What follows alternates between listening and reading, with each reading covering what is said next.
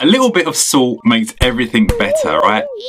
Everything tastes better with a little sprinkle of salt on top. But you know, when you buy salt, there's so many varieties. Sea salt, table salt, rock salt, Himalayan salt. Like, it's all salt at the end of the day, right? It does the same thing. Or does it? Let's find out the answers to these questions. Chef? Is sea salt and table salt the same thing? So they're not the same. Sea salt comes from seawater that's been evaporated.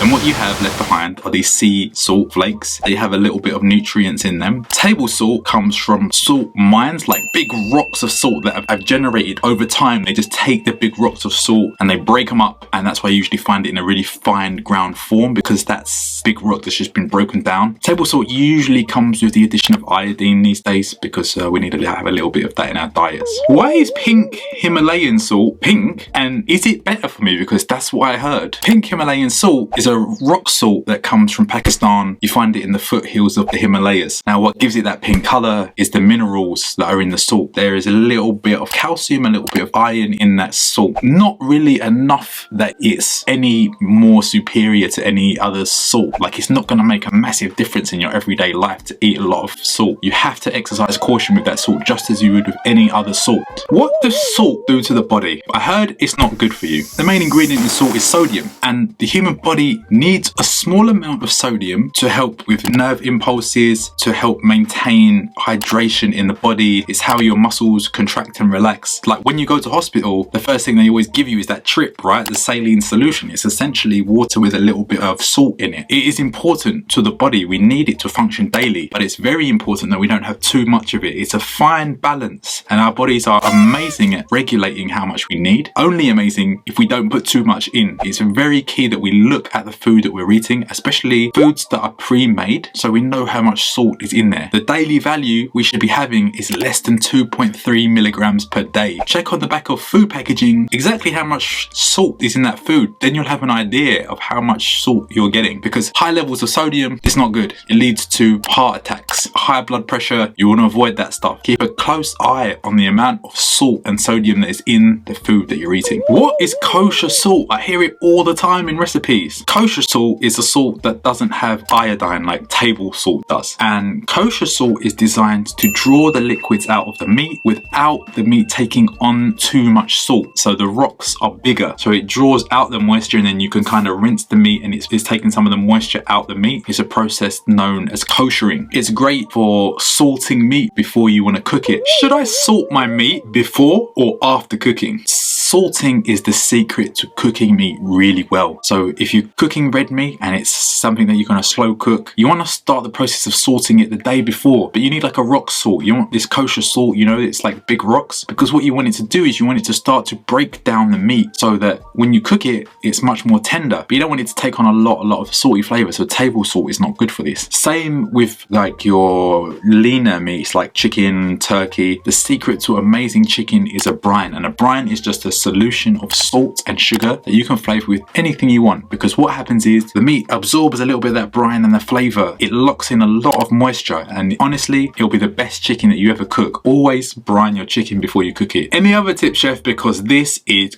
golden. I am learning so much. Like, I used to put the salt on after. Now I'm going to put it on before. Okay, got one for you. Remember, you can always add more salt. You can never take salt away from that dish once you've added it. So always add a little bit at a time.